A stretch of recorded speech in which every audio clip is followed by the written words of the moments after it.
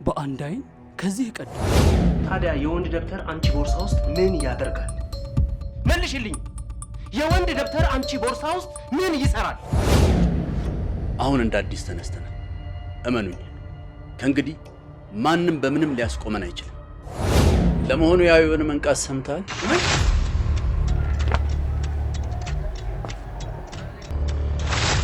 እኔም የመንቃቱን ዜና ሰማ ልክ እንዳንተ እንደዚህ ነበረ ክቦ ብዬ የቀረሁት። ሀቢብ ያለፈ ታሪኩን በጠቅላላ ረስቶታል። ዶክተር ተጠርጣሪው ሙሉ ለሙሉ ማስታወስ አይችልም እያልከኝ ነው? መርማሪ ስለ ሀቢብ እንደዚያ እንዲያስብ ካደረግ ነው ቀሪው ጥድፊያ ያለበት እቅድ አለ። መባረር ይሁን ከሆነ አይቀር ቢያንስ እናቴ ሳታውቅ ስራ ልስራ።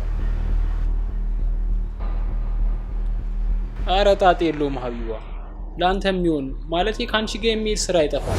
ሀቢባ እንግዲህ ፈረስ ያደርሳል እንጂ አይዋጋም ነው አይደል አባባሉ? እኔም እንደ ፈረሱ እስከ ውጊያው ሜዳ ድረስ አድርሻለሁ። ከዚህ በኋላ ያለው ተሪ አንተ ነው። ጥሩ ተዋጊ ሆነ ጦርነቱን ማሸነፍ አለብህ። መሽቶ በነጋ ቁጥር ጥያቄዎች እየበዙ የውስጥ ጭንቀት እያደገ መልስ በማጣት ደካማ እያደረገኝ ነው።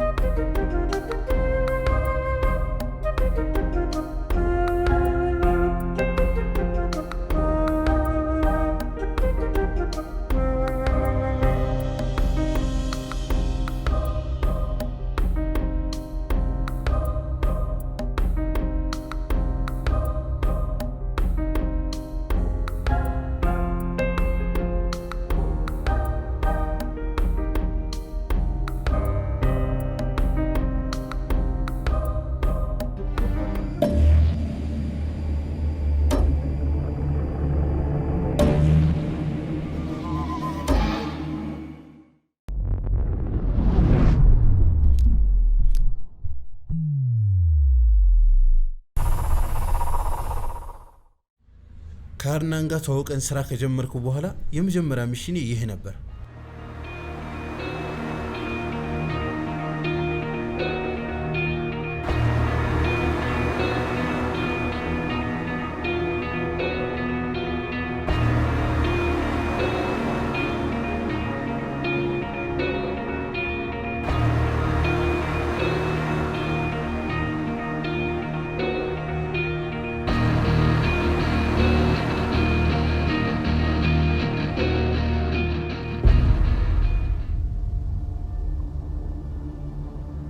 የሐሽሽ ንግድ። በነገራችን ላይ ዶክተር፣ ይህ የኮኬን ቅጠል በዋነኝነት የሳውዝ አሜሪካን ሀገሮች ውስጥ በላቲኖች ነው ፋብሪኬት የሚደረገው። ከዛም በግለሰቦች አማካኝነት ወደ ተለያዩ የአፍሪካና የአውሮፓ ሀገሮች ይላካል። በዲያስፖሮች አማካኝነት በጥንቃቄ ወደ ሀገር ውስጥ ይገባል። አዲስ አበባ ውስጥ የግል ትምህርት ቤቶችና የሀብታም ልጆች የሚዝናኑበት ቦታዎች ታርጌት ተደርገው በውድ ገንዘብ በድብቅ እንዲደርሳቸው ይደረጋል። ታዲያ ይህ ስራ በቀላሉ ገንዘብ የሚያስገኘውን ያህል በህግ ሰዎች ከተደረሰበት እስከ እድሜ ልክ እስራት ያስቀጣል። ታዲያ እኔም በድፍረት ስራውን የጀመርኩት ብዙ የህግ ሰዎች በጥቅም ስለተሳሰሩንና ሪስኩን ስለቀነሱልን ነበር።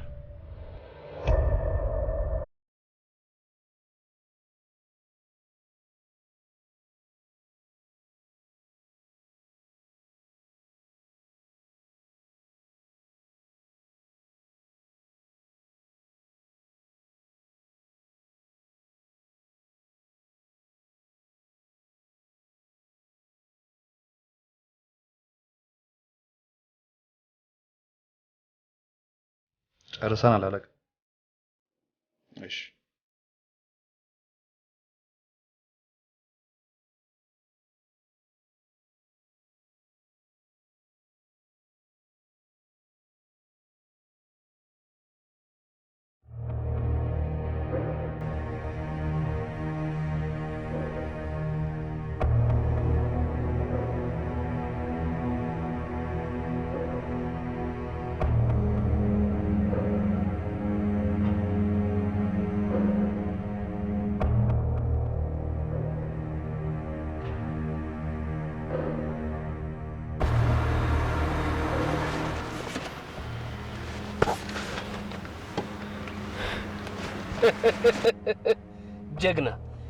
ጀግና ሀቢቡ አኩርተኛል።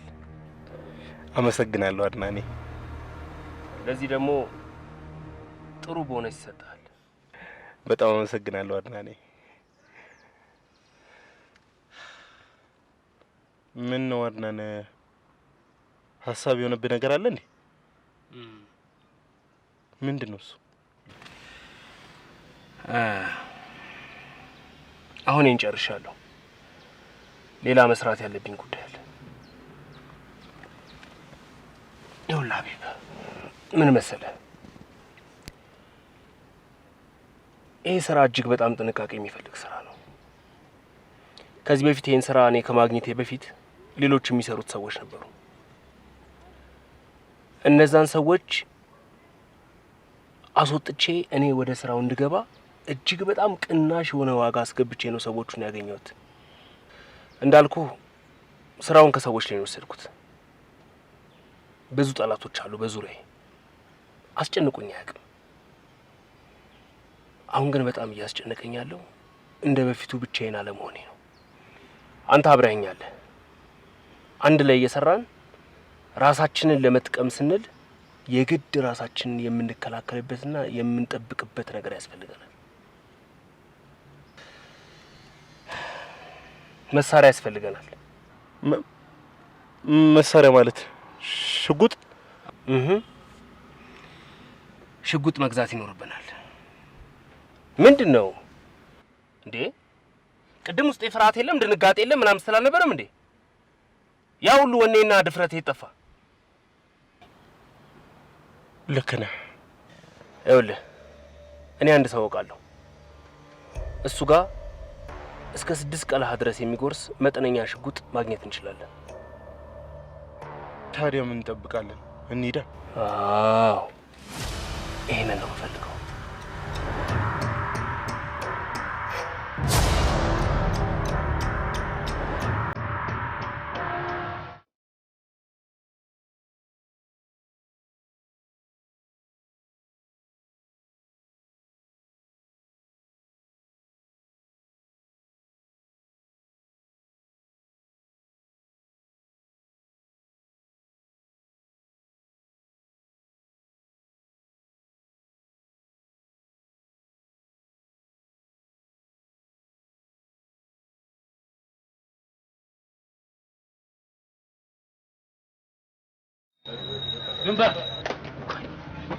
አቦ እናንተ ደግሞ አበዛችሁት።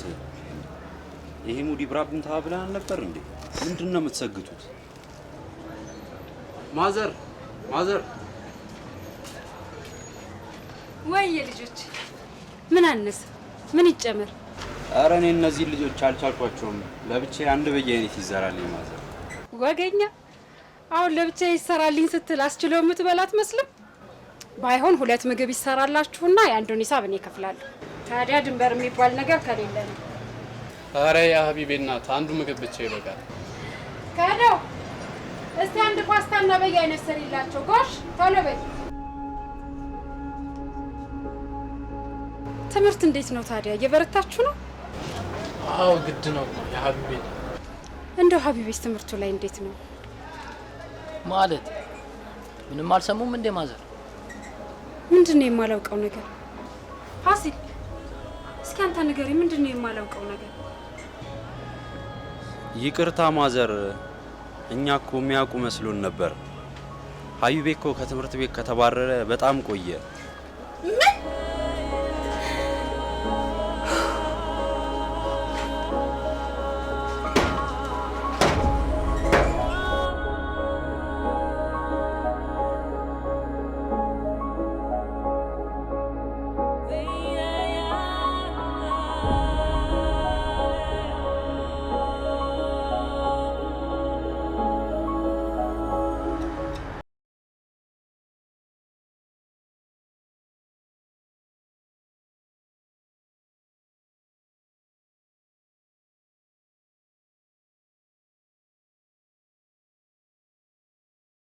እንግዲህ እነዚህ ነገሮች ላለመጠቀም በተቻለ መጠን እንሞክራለን። ነገር ግን ያው ሰዎች ነንና አንዳንዴ ግጭት ላይ ጠፋ ይችላል። ታዲያ ትዕግስታችን ድንበር ጥሶ ክብራችንን ወይም ጥቅማችንን ሊጋፋ የሚመጣ ሰው ካለ ግን ሳንወድ በግዳችን ምላጩን ለመሳብ እርናኔ ቃል ገብተህልኛል። በዚህ ነገር ራሳችንን ለመጠበቅ እንጂ ሌላን ሰው እንደማንጎዳ ቃል ገብተህልኛል። አንተ ልክ ነህ። ቃል ገብቼልሃለሁ። ማንንም አንጎዳም። በተሻለ መጠን በጥንቃቄ ያዘው።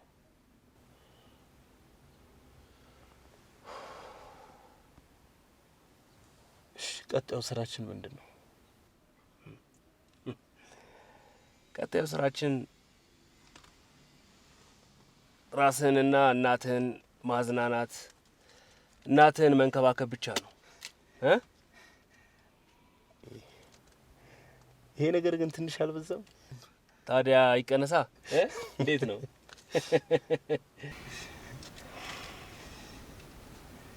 እናትህን ተንከባከብ።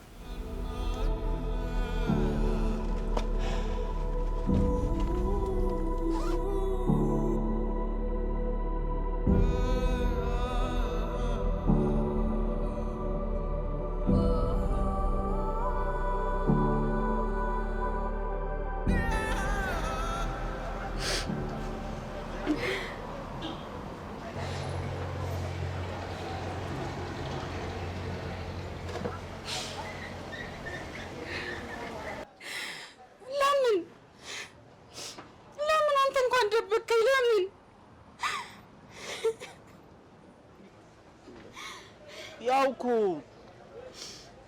ለትንሽ ቀን እኮ ነው የተባረረው። እናት አሁን እኮ እየተማረ ነው። ውሸታም! ሁሉንም ነገር ሰምቼዋለሁ። ሁለታችሁም ከተባረራችሁ 1 ወር አልፏችኋል። ለምን 1 ወር ሙሉ ምን ስታደርጉ ነበር? ተናገር! ምን ይዘጋል? ተናገር!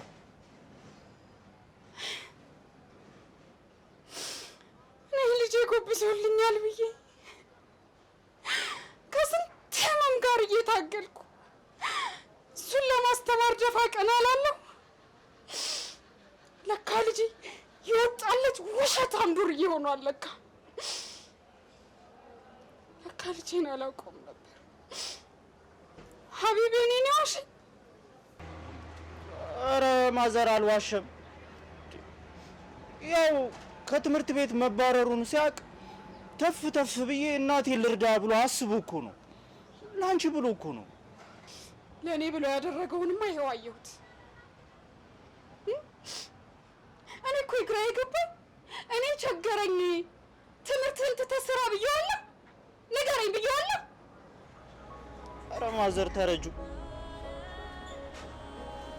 እኔ ሀቢቤን እኮ በደንብ ስለማውቀው ነው። ለአንቺ እኮ ነው የሚኖረው። ሁሌም ለስለ አንቺ ነው የሚያስበው። ተረጁ ማዘር ትሰማኛለህ? ይህ ገድሎ የሚያኖር ልጅ የለም።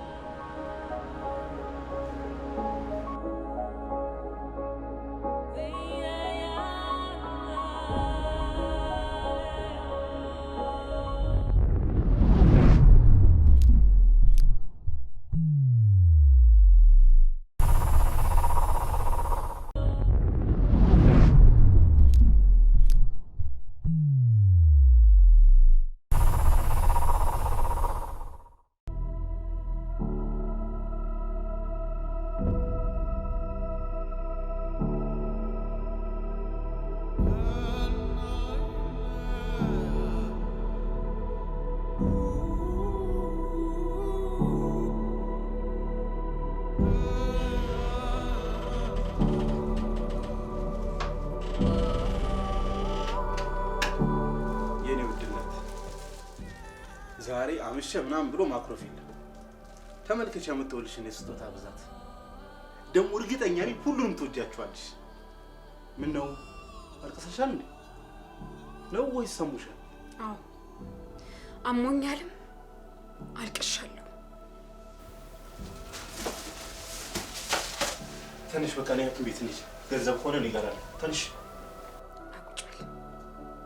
አዎ ተቀመጥና የምጠይቅህን አይን አይኔን እያየህ ትመልስልኛለህ። ቁጭ በል።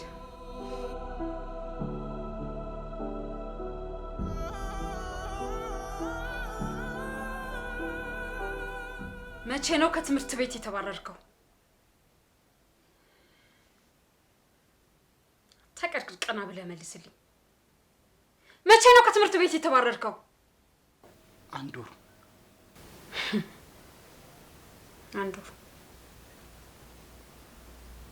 ታዲያ ለምን አልነገርከኝም? በነገርሽ ምን ለውጥ ይመጣል? እናት አትበለኝ። አዎ እናት አትበለኝ። እኔ እንዳንተ አይነት ውሸታም አስመሳይና ዱርዬ ልጅ አልወለድኩም። እኔ የወለድኩት እኔ ያሳደግኩት እኔ የማውቀው አንዱ ልጄ ታዛዥ፣ የቤተሰቦቹን ቃል የሚያከብር፣ አንባቢ፣ አስተዋይና ጎበዝ ልጅ ነበር። ይኸውልሽ እናት፣ አታቋርጠኝ። እና እኔ ለዚህ ታታሪ ልጄ ምን አደረግኩ?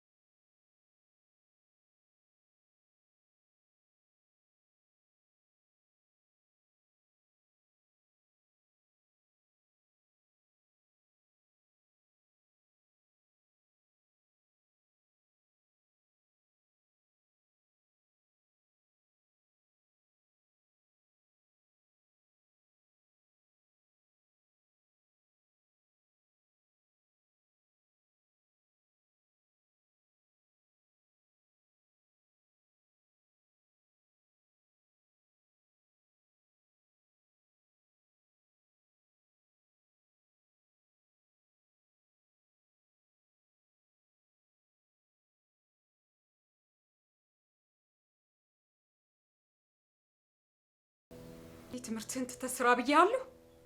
ንገረኝ፣ ስራ ብያለሁ? እኔ ምንድን ነው ያልኩህ? ትምህርትህን ጠንክረህ ተማር። አንተ ግን ምን አደረግ? ሴት ነች ብለህ ናከኝ።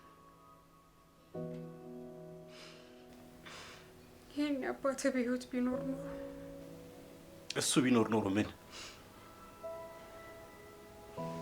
ንገሪኛ እናቴ ንገሪኝ እሱ ቢኖር ኖሮ ምን ጨዋ ልጅ ሆን ነበር ጎበዝ ተማሪ ሆን ነበር እሱ ቢኖር ኖሮ ምን ለውጥ ይመጣል ምንም ይሄን እንድታቂልኝ ይፈልጋል ለኔ እናቴም አባቴም አንቺ ነሽ በቃ ደሞ አንቺ እንደምትዩ የተበላሸው ወይንም ዱርዬ የሆንኩ እንኳን ቢሆን ለኔ እንደዚህ መሆን ዋንኛው ተጠያቂ እሱ ነው ለሁሉም ነገር ተጠያቂ አባት ተብየው ሀቢብ ዝም በል ዝም አለ እስከ ዛሬ ድረስ ዝም በል እያልሽኝ ዝም ብያለሁ ዛሬ ግን ዝም አለ አዎ እንደምትይኝ የተበላሸው ዱርዬም እንኳን ኮንኩ ለኔ እንደዚህ መሆን ዋንኛ ተጠያቂ አባት ተብየው ለኔ እሱ በህይወት ኖረም ሞተም ምንም ለውጥ የለውም አረ እንደው መሞቱ ለኔ እረፍት ነው ሀቢብ ዝም በል ዝም አልልም እሱ እኮ በቃ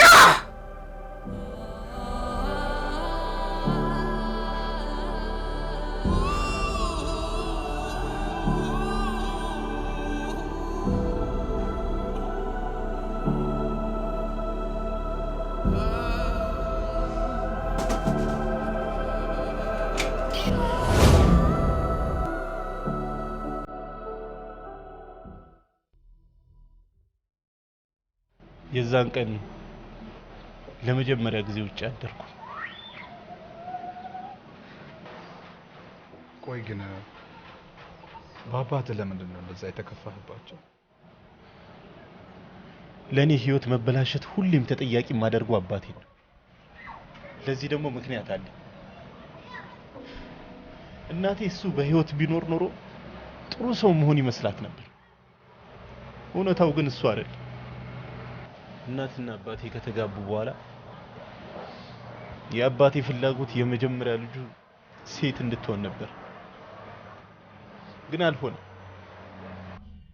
ይመስለኛል አባቴ ለኔ ያለው ጥላቻ የጀመረው ከዛ ቀን አንስቶ በወቅቱ እኔ ስወለድ እናቴ ብዙ ደም ፈሷት ሁሉም ሰው ተደናግጦ ነበር በዚያ ላይ እናቴ ከበፊትም ከባድ የልብ ህመም ነበረባት በዚያ ምክንያት እናቴ ከዚህ በኋላ ልጅ መውለድ እንደሌለባት ሐኪሞች አስጠነቅቋታል ከዛ ነበር አባቴ ሴት ልጅ የመውለድ ህልሙ በኔ መወለድ ምክንያት የከሰመው አባቴ ጠላኝ ነበር ጥላቸው የሚያሳየኝ ደግሞ በቁጥጥሩ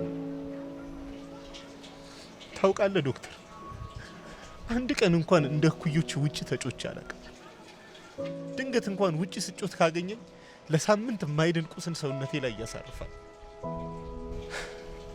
በቃ ከእናቴ ጋር ቤት ውስጥ ነው የኖርኩት እናቴ ለኔ ታዝንና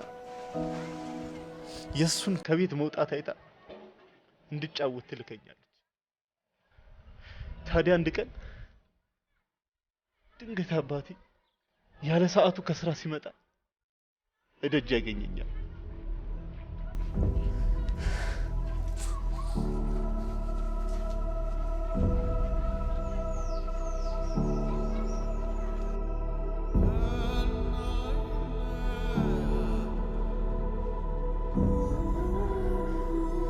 ይህ የምታየው ጠባሳ የዛን ቀን እድጅ ስላየኝ ብቻ የቀጣኝ የግርፊያ ቅጣት ነው እናቴ ለኔ ተጨንቃ ውጪውን እንዲያይ ፍቀድለት ብትለው ተይ ይበላሻል ዱርዬ ይሆናል ለዛ ነው ማልፈቅድለት ይላታል ዘመኔን ሙሉ ታስሬ ኖርኩ አባቴ ሲሞተን የተፈታው ያኔ ለኔ ሁሉም ነገር አዲስ ነበር በህይወቴ ምጸጸትበት ስህተት ፈጽሜ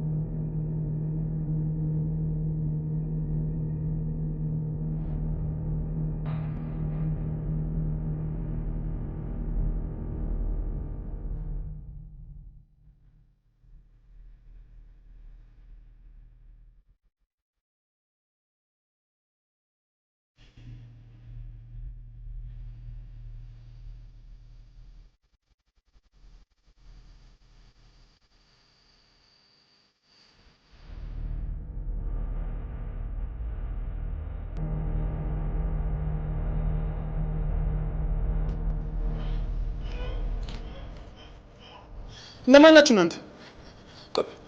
ከኔ ምንድን ነው የምትፈልጉት? ከኔ ምንድን ነው የምትፈልጉት? እሺ የፈለጋችሁትን ውሰዱ፣ ግን ባለቤቴን ታስጨንቋት።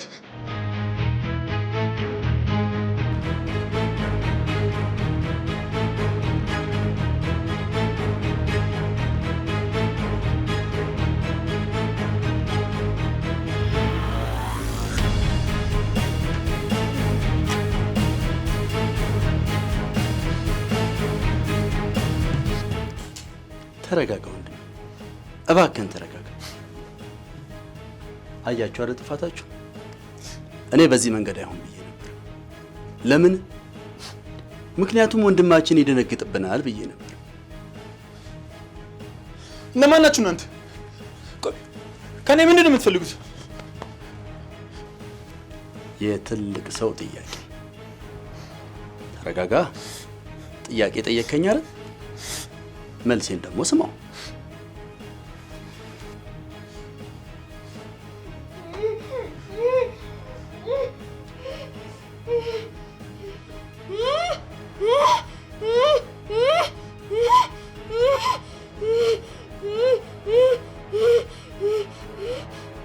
እሺ ጉዳያችንን ላስረዳ። እኛ እዚህ የመጣ ነው ያንተ ያለውን ነገር ለመውሰድ ብቻ ነው። አንተም የሰው ያለውን ነገር እንደማትፈልግ ተስፋ አለኝ። እሺ የፈለጋችሁትን ውሰዱ፣ ግን ባለቤቴን ታስጨንቋት። የፈለግነውንማ ነገርኩ። ያንተ ያልሆነውን ነገር ስጠን። ስለምንድን ነው የምታወሩት? የፈለጋችሁት ነገር ምንም ሊገባኝ አልቻለም። እሺ እኔ አስረድቼ ካልገባ እቺ ትንሽዬ ወረቀት የምታስረዳህ ነገር ይኖራል።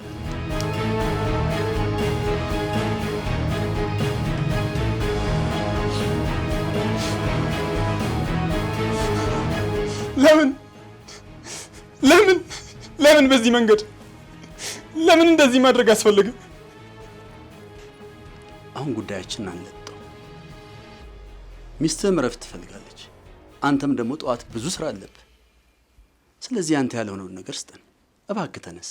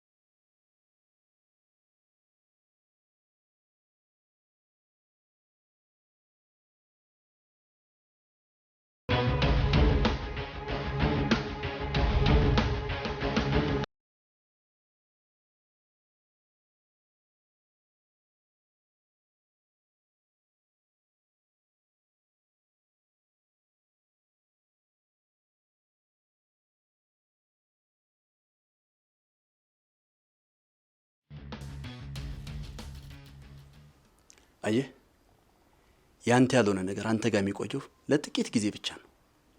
ይህንን አትርሳ። ሰዎች እኛ ያለነው አሁን የት ነው? ትክክል፣ የሰው ቤት ውስጥ ነው ያለነው።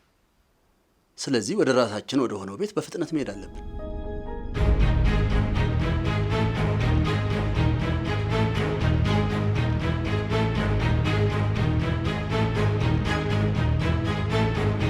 አንድ የመጨረሻ ጉዳይ፣ ነገ በፍጹም ወደ ህግ ቦታ መሄድ የለብን። ምክንያቱም በህገ ወጥ ነገር አንተ ከኛ ትበልጣለህ። ለሚስትህም አስብለት። ሙሽሪት ደህና ደሪ።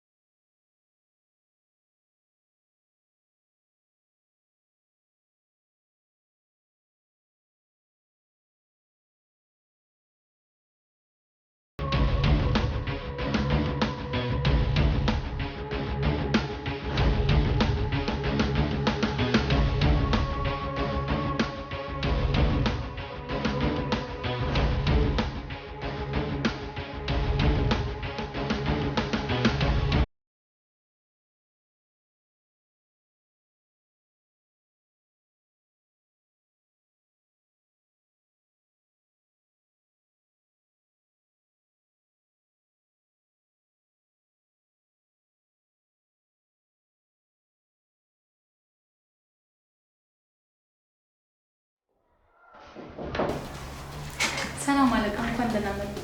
ቀድሞ ስለተናገረኝ እባክዎ ወደ ውስጥ ይግቡ። አመሰግናለሁ።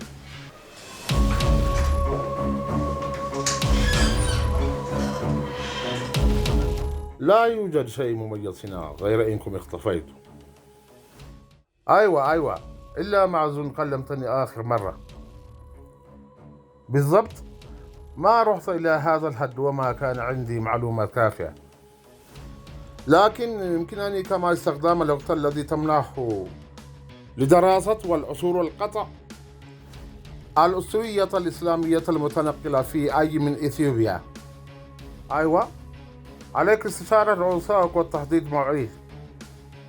حتى ذلك الحين أنا كمان راح أجهز نفسي. طيب أخي أنتظر اتصالاتك.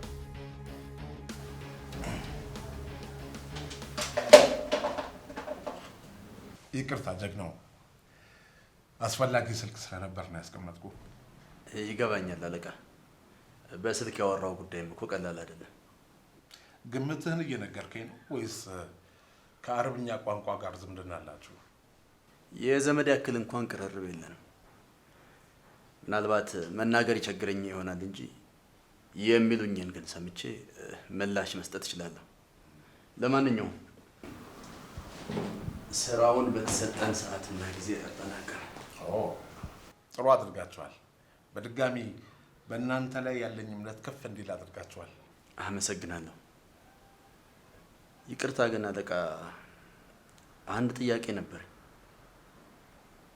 ያው ስራውን በታዘዝነው ሰዓት ላይ ጨረስነው። ገንዘቡንም ያለምንም ግርግር ነው የተቀበልነው። አሁን ስለ ሰውየው ስራና ማንነት ማወቅ እችላለሁ?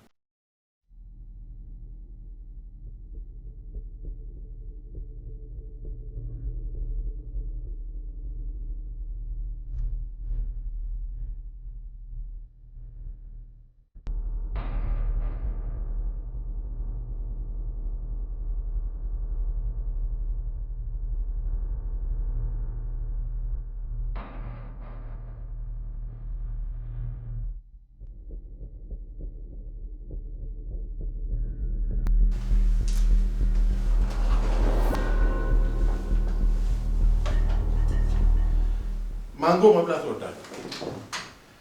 ላንተ ነው። ጠጣ። አመሰግናለሁ። የዚህ ጣፋጭ ማንጎ መገኛ እዚሁ ሀገራችን ደቡብ ውስጥ ነው። ለዚህም ነው ነጮቹ እዚህ መጥተው ይህን ማንጎ ይዘው የሚሄዱት። ከዚያ በኋላ ምንም ያደርጉት ይመስላል?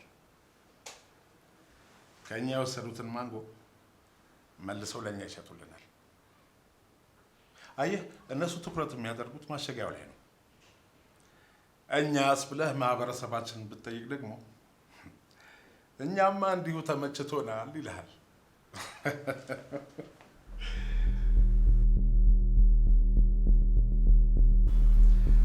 እኔ ግን አይመችም። ምክንያቱም ቀድሞውኑ የኔ የነበረ ነገርን በጥቅም ደልለው ከኔ ወስደውብኝ መልሰው ለኔ እንዲሸጡልኝ አልፈልግም። ለዚህም ነው ይህንን ገንዘብ ያስመለስኩት። ገባኝ። የዛች ትንሽ ወረቀት ሚስጥር አወቅኩት። እኔ የጠየቅኩት ከከተማ ወጣ ያለ 3000 ካሬ ሜትር ቦታ እንዲሰጡኝና ህንፃ እንድገነባበት ነበር። መሬቱን ለማግኘት ይህን አሁን የምታየውን ገንዘብ በጉቦ መልክ ተጠየቁ። ግን በእናንተ በኩል መልሼ እንደማገኘው ስለማውቅ ገንዘቡን ሰጠሁና መሬቱን ተረከቡ። ስለዚህ የኔ የሆነ ገንዘብ ለምን የሱ ያልሆነ ሰው ጋር እንዲቀመጥ ልፍቀድለት? ለሁሉም አመሰግናለሁ። አሁን ከዚህ ውስጥ ላንተ የሚገባህን ያህል ውሰድ።